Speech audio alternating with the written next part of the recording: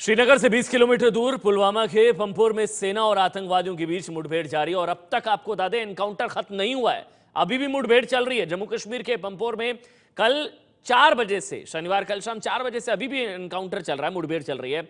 ये skill development के दफ्तर में आतंकवादी छिप गए हैं। एक आतंकवादी मारा जा चुका है, जबकि सुरक्षा बलों के 5 जवान शहीद हुए हैं। सेना के 2 कैप्टन सहित 5 जवान शहीद हो चुके हैं। कैप्टन पवन शहीद हुए हैं। कैप्टन तुषार आतंकवादियों की गोली से शहीद हुए, उनके सिर पर गोली लगी। इसके अलावा एक सिविलियन की भी मौत हुई है। कल जब सीआरपीएफ के काफिले पर हमला हुआ था, सीआरपीएफ के भी 2 जवान शहीद हुए, एक कर्मचारी भी मारा गया है। यह खबर आ रही है 5 जवान शहीद हुए हैं। जम्मू कश्मीर के पंपोर में सेना और आतंकवादियों के बीच जो मुठभेड़ चल रही है, अभी भी चल रही है, उसमें अब तक 5 जवान शहीद हो चुके हैं। एक आतंकवादी भी मार गिराया गया है।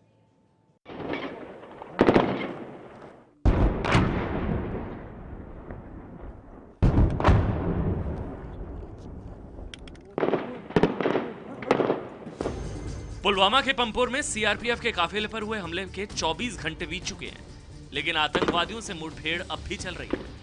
ये जगह श्रीनगर से महज 20 किलोमीटर दूर जम्मू श्रीनगर हाईवे पर मौजूद है।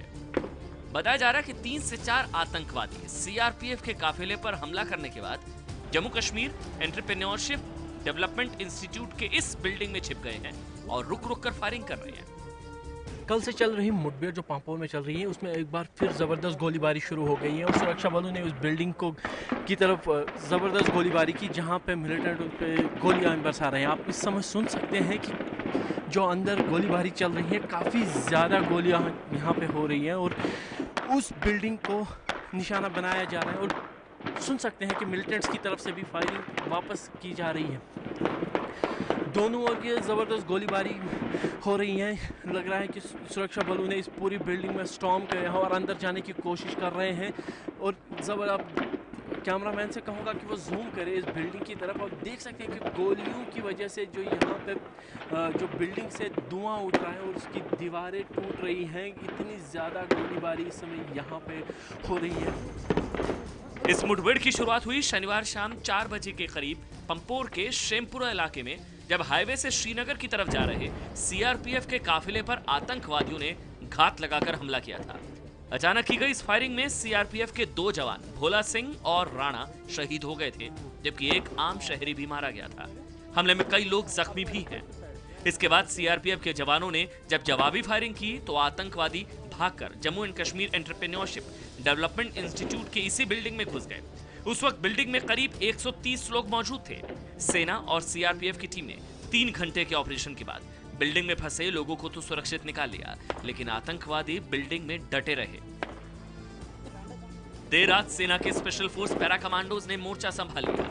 दोनों तरफ से भयंकर गोलीबारी हुई। इसी दौरान 10 पैरा कमांडो के कैप्टन पवन कुमार को भी गोली लगी और वो शहीद हो गए।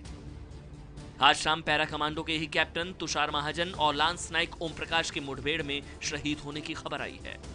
कैप्टन तुषार जम्मू कश्मीर के ही उधमपुर के रहने वाले थे। उनके सिर में गोली लगी थी।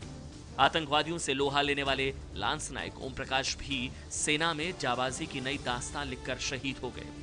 शिमला के रहने वाले लांस नाइक ओम प्रकाश 32 साल के थे और साल 2013 में इन्हें प्रधानमंत्री ने असाधारण सुरक्षा सेवा प्रमाण पत्र से सम्मानित किया था।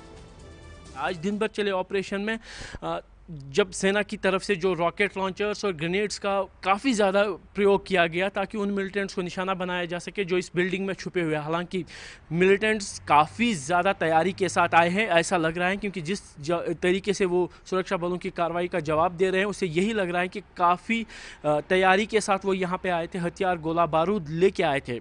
अब फिलहाल आज रात के लिए ऑपरेशन को स्थगित कर दिया गया है। कल तड़के एक बार फिर सुरक्षा बल इन छुपे हुए मिलिटेंट्स को मार गिराने की कोशिश करेंगे।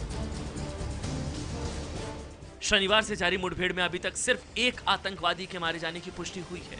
सेना के जवान इसी बिल्डिंग को चारों तरफ से घेरे हुए हैं। बिल्डिंग पर रॉकेट लॉन्चर से भी हमला किया जा रहा है, लेकिन आतंकवादी जिस तैयारी के साथ मोर्चे पर डटे हुए हैं उससे बड़ी साजिश का शक गहराता जा रहा है। हालांकि अभी तक किसी भी संगठन ने इस हमले की जिम्मेदारी नहीं ली है। बड़ी बिल्डिंग है जिसमें कि 4-5 फ्लोर हैं, बहुत सारे रूम्स हैं, उन सभी को सैनिटाइज करना है, सभी को सर्च करना है। उन सभी को सर्च करने के बाद ही हम इस ऑपरेशन को ओवर कह सकते हैं। तो अभी सर्च जारी है और क्योंकि काफ़ी बड़ी बिल्डिंग है।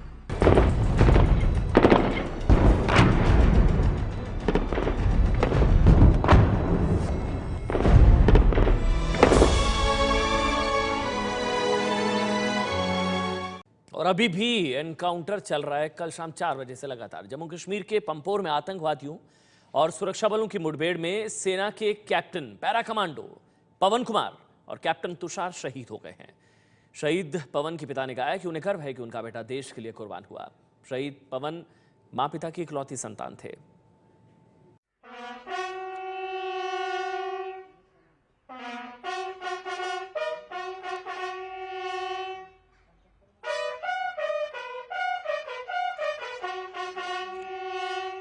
जिस उम्र में नौजवान देश के लिए कुछ करने का सपना देखते हैं, उस उम्र में कैप्टन पवन कुमार देश के लिए अपनी जान कुर्बान कर इस दुनिया से चले गए। सेना की स्पेशल फोर्स 10 पैरा कमांडो के कैप्टन पवन कुमार श्रीनगर से करीब 20 किलोमीटर दूर पंपोर में आतंकियों से लोहा लेते हुए शहीद हो गए। पवन जम्मू श्रीनगर हाईवे पर मौजूद Jammu and Kashmir entrepreneurship development institute की इस बिल्डिंग में घुसे आतंकियों को काबू करने के लिए इमारत में घुसने की कोशिश कर रहे थे। इसी दौरान आतंकियों की तरफ से हुई फायरिंग और ग्रेनेड हमले की चपेट में आ गए और बाद में इन्होंने दम तोड़ दिया। पवन कुमार की उम्र महज 22 साल थी। 3 साल पहले ही इन्होंने आर्मी ज्वाइन किया था। अपने माँ बाप की इकलौती संतान पवन को बचपन से ही सेना में जाने का शौक था। ये महज इत्तेफाक नहीं था, इनका जन्म भी सेना दिवस के दिन यानी 15 जनवरी 1993 को हुआ था। पवन की शहादत से उनका परिवार ही नहीं, पूरा देश मातम में डूब गया।